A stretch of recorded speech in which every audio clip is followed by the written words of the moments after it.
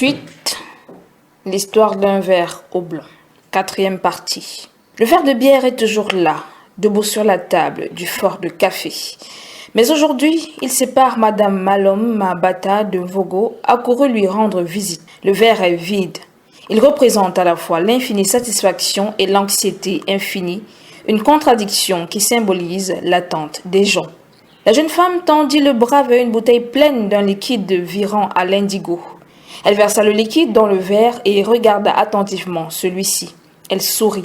Le verre s'était métamorphosé en un énorme segment d'artère alourdi par un sang coagulé.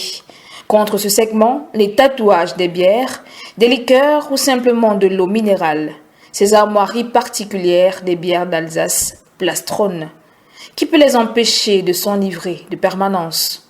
De temps en temps, le regard de la jeune femme les effleure.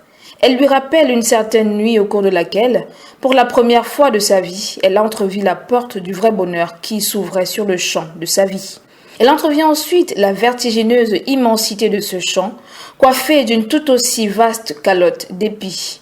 Cette nuit-là, elle avait été l'élu de IPA Junior qui lui fit découvrir la passion, l'intelligence, la poésie.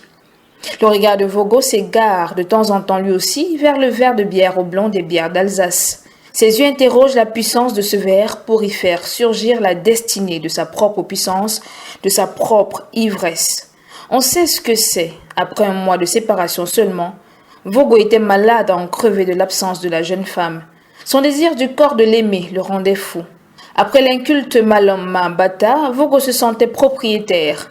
Son cœur se mit donc à battre un peu plus fort à la pensée que rien n'allait plus être comme avant avec la jeune femme. Il le sentait. Il avait peut-être perdu à jamais son aimé. Peut-être, qui sait, ce verre devant lui détient le secret de sa destinée. C'est sûr.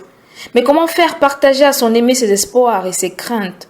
Comment sauter l'obstacle et de ce verre placide qui le nargue avec son petit dessin blanc et de cette table qui ne comprend pas qu'elle ne doit pas les séparer comme des inconnus?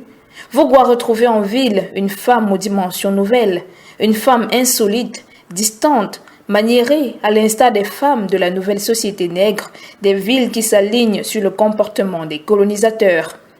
Vogo a peur de la femme nouvelle qui fredonne en face de lui.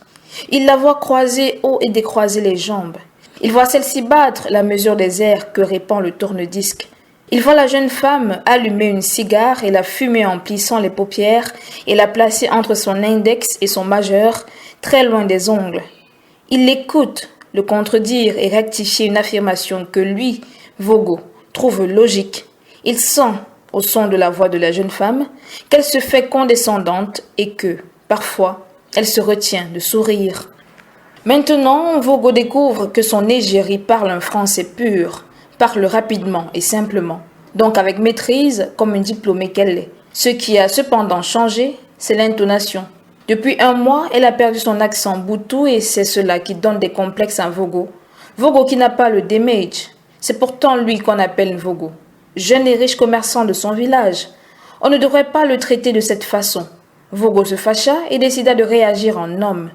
Mais que son esprit est plein. Que son corps est plein.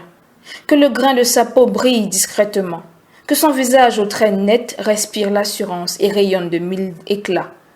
Vogo fut obligé d'avaler sa colère et ses résolutions car le désir le subjuguait, apportant dans une marée de souvenirs ce souffle d'amour qui, naguère, balaya leur volonté. Alors Vogo ne résista pas à la tentation d'évoquer ses souvenirs devant elle.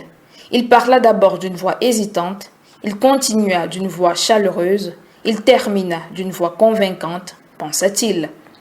Mais elle, la femme du monde comme on dit, la femme robot comme il pense, souriait du bout des lèvres tout en continuant son manège du pied métronome, battant la mesure des airs du tourne-disque. Vogo s'aperçut trop tard qu'aucune émotion réelle ne transfigurait le visage de la jeune femme à l'évocation des bons moments qu'ils avaient passés ensemble. Il y avait tout juste de l'indifférence polie. Il se tut, ayant l'impression tout à coup que sa langue avait été amputée. La jeune femme saisit cette occasion pour se lever. Elle se rendit au comptoir, s'approcha du tourne-disque et remplaça le 33 tours pour un 45 tours. Elle revint au milieu du bar et se mit à danser seule, en se tordant et en se déhanchant au maximum. Vogo la vit cependant cesser de se trémousser pour courir tout à coup vers la porte. Elle scruta l'extérieur, puis rentra, l'air déçu. Au moment où elle se rasseyait en face de Vogo, un bruit de pas résonna dans la rue, puis dans la cour, enfin devant l'entrée du bar. La jeune femme se retourna et courut se jeter au cou de quelqu'un. Vogo ne comprit pas. Il lui sembla qu'une opacité se déchirait devant ses yeux, sous la pression d'une douloureuse évidence qui envahit son entendement. Cela lui fit si mal que ses facultés furent annihilées. Vogo se leva comme un somnambule. Il crut entendre une voix provenant d'un autre monde qui demandait « C'est qui ?» Il crut entendre un rire perlé, un rire de gorge qu'il connaissait bien, qui acheva de le rendre fou. La masse qu'il représentait surgit sur une silhouette, mais l'impression qui prévalut fut une dure prise de contact sur son dos avec un objet plat et dur. Un fuseau de chaleur brûlante remonta le long de son échine, se rétrécit au niveau de la nuque, éclatant parvenant dans la région du cerveau. 1000 petites épingles lui poinçonnèrent les méninges. Il cria très fort et pendant longtemps, crut-il. Il sentit qu'on l'aspergeait d'eau froide. Il cessa de crier et reprit connaissance. Tout lui paraissait clair maintenant. Il n'était qu'un ressuscité. Et lorsqu'on sort de la mort et qu'on redécouvre le monde et la vie, on ne retient aucune rancune, aucun motif de violence. Le regard que l'on pose sur les gens et les choses est naturellement interrogateur, agréablement étonné. Vogo regarda tout le monde. Il y avait autour de lui des policiers, des enfants qui riaient, des femmes indignées, des hommes.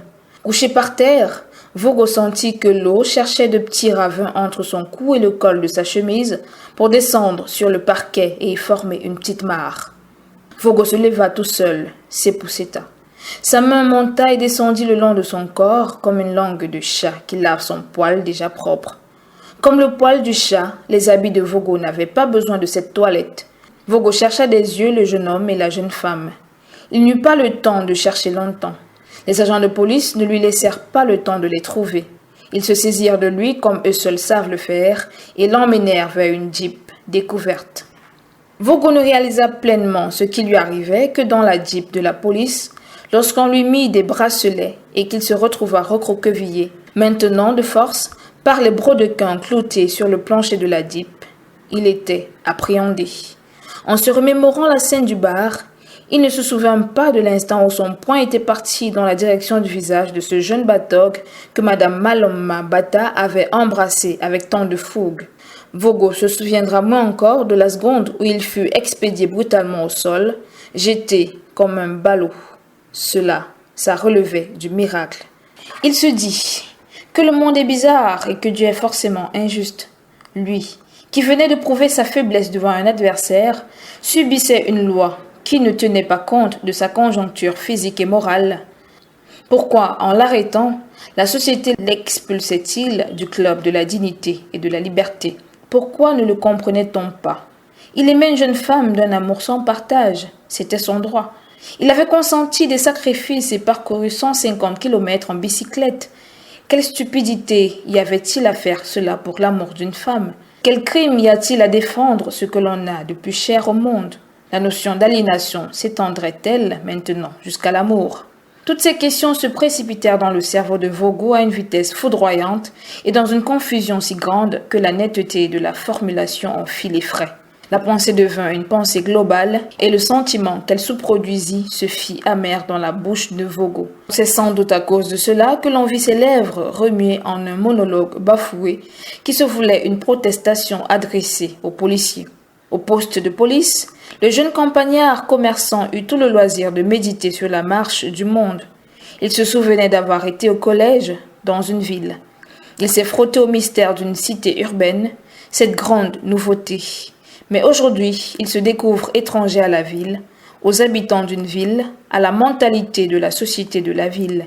Il se voit objet ridicule, personnage méprisé, tel ces paysans de son village qu'il a souvent envie d'écraser comme on écraserait des araignées ou des cafards. Il constate qu'il n'a jamais cessé d'être un paysan, un sous-développé. Il en perdait toutes ses facultés, vous dis-je. Vogo ne savait pas qu'on trouve toujours un plus sous-développé que soi dans ce monde de l'argent et de la technologie. Apocalypse des succédanés, désordre de l'ordre, inversé. Fin.